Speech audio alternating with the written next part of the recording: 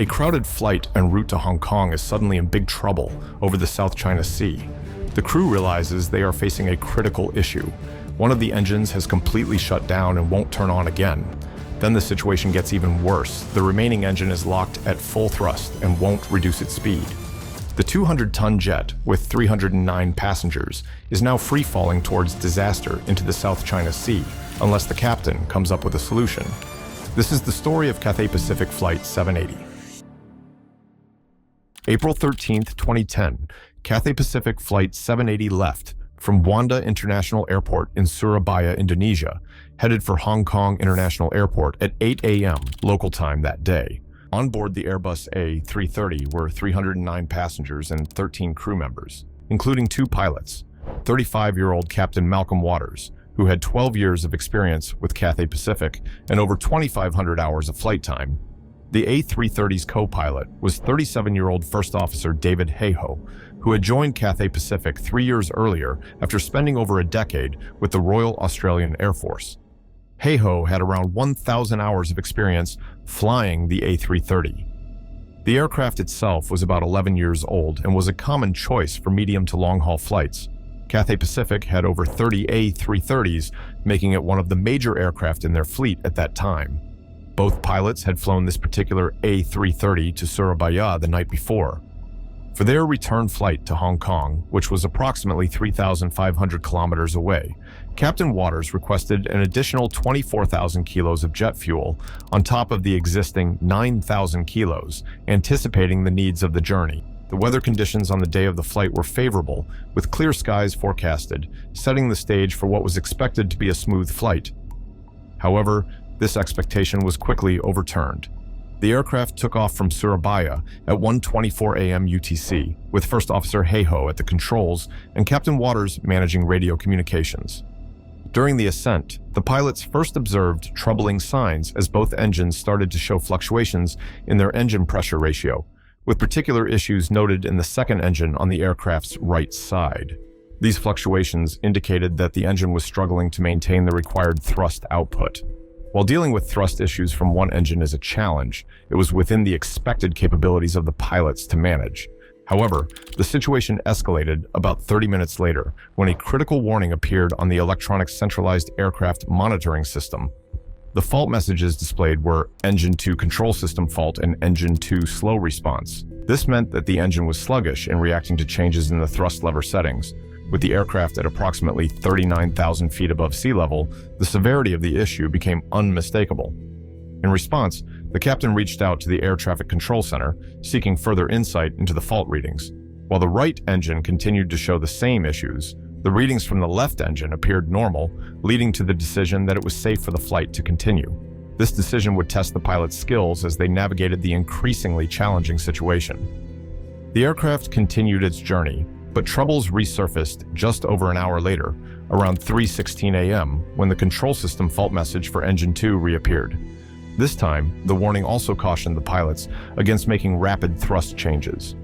After contacting maintenance control, it was speculated that the engine pressure ratio instability might be linked to a problem with Engine 2. Despite these ongoing issues, the decision was made to continue the flight to Hong Kong, with instructions for the crew to keep a close watch on the engine parameters.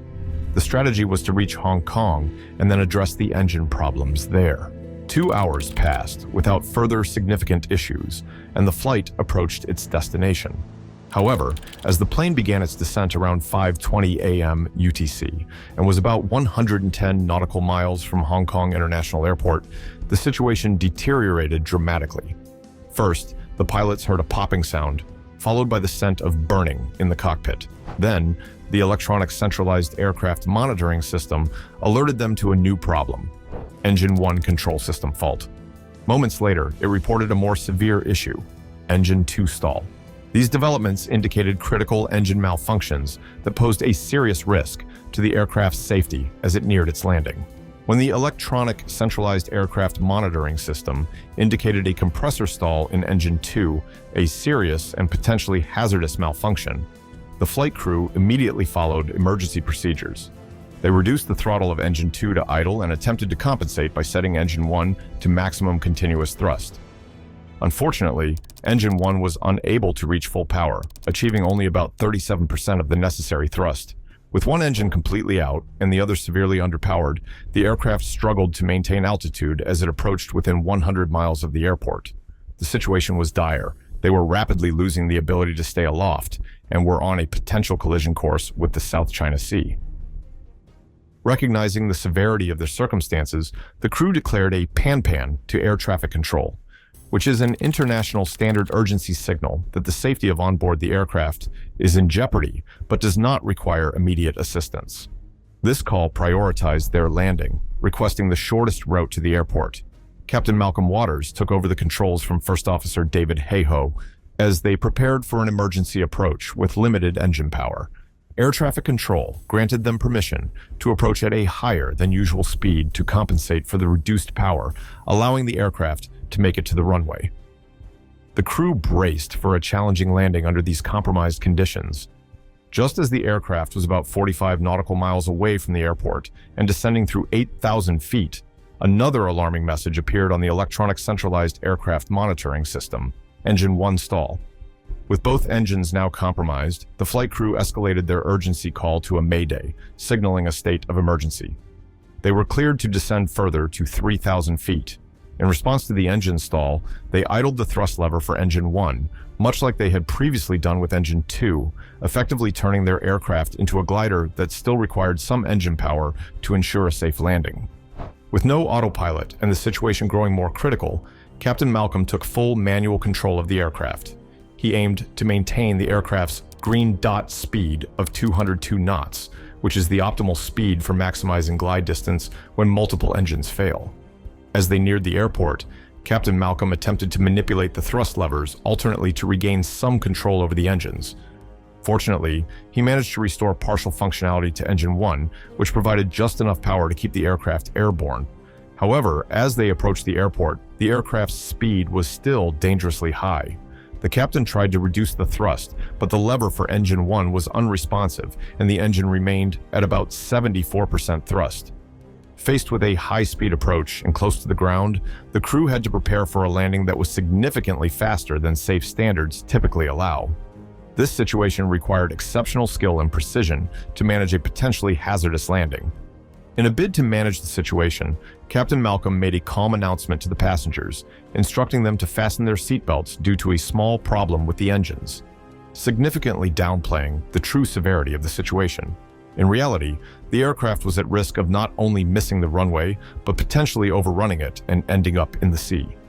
To enhance their chances of a safer landing, Captain Malcolm took strategic actions. He began to zigzag the aircraft, a maneuver designed to increase the distance to the airport and to help reduce the aircraft's speed. He also extended the speed brakes. Despite these efforts, the aircraft remained significantly over the required landing speed, even triggering the overspeed warning. As the aircraft descended to just 1,000 feet above and 3 miles away from the runway, it was still traveling at an alarming speed of 230 knots, about twice the typical landing speed. The speed brakes were recalibrated to further slow down the aircraft, but it continued to travel too fast, causing the overspeed warning to sound again.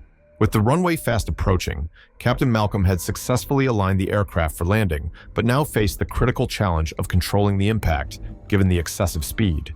The situation demanded exceptional skill and composure to ensure the safety of everyone on board as they prepared for an extraordinarily fast and risky landing.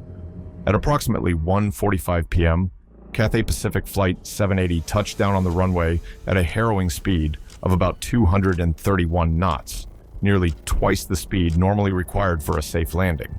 The aircraft's excessive speed led it to bounce multiple times as it skidded along the runway. In an attempt to halt the uncontrollable speed, Captain Malcolm deployed the thrust reversers, but only those on Engine 1 were functional. With limited options, he relied heavily on the now overheated brakes to bring the aircraft to a stop. After a tense 2.5 kilometers battle to control the skidding plane, the pilots managed to bring it to a screeching halt just over 300 meters from the runway's end. The ordeal left 5 of the aircraft's 8 main wheel tires deflated. Despite the precarious circumstances and the aircraft traveling at double the intended landing speed, Captain Malcolm and First Officer David successfully landed the plane, a feat that bordered on miraculous under the conditions. However, the challenges didn't end with the landing. The brake temperatures soared up to 90 degrees Celsius, raising the risk of a fire. Observations of smoke by ground fire crews prompted immediate action. The pilots conducted a safe evacuation of the 309 passengers on board. Of those, 56 sustained minor injuries and one suffered more serious but non-fatal injuries. Fortunately, the rest of the passengers and all crew members escaped unharmed. The crew of Cathay Pacific Flight 780, operating an Airbus A330, had achieved what could only be described as a miraculous landing, especially considering that neither pilot had been trained for such an extreme situation. This incident highlighted their professionalism and skill in managing an unprecedented and dangerous scenario. The crew's composure during the intense and dangerous situation aboard Cathay Pacific Flight 780 is a true testament to their courage and skill. Their ability to remain calm and execute a challenging landing under extreme conditions earned them widespread admiration and accolades, including the Polaris Award from the International Federation of Airline Pilots Association in 2014. Investigations into the incident revealed that the primary cause of the engine malfunctions was fuel contamination by superabsorbent polymer particles. These particles caused critical components within the fuel system to seize, leading to a loss of thrust control in both engines. The contamination was traced back to improperly maintained fuel pipeline systems, which allowed seawater to compromise the filters. This degradation of the filters permitted superabsorbent polymer particles to enter the fuel system, clogging the fuel metering unit and disrupting its function, which manifested as engine pressure ratio fluctuations and various alarming electronic centralized aircraft monitoring system messages. In response to these findings, improvements were recommended for fueling procedures and the monitoring of fuel quality. Airbus contributed by adding a new section in the A330 handbook, focusing on suspected engine fuel system contamination to help guide crews in similar situations in the future. Don't forget to like and subscribe, and until next time.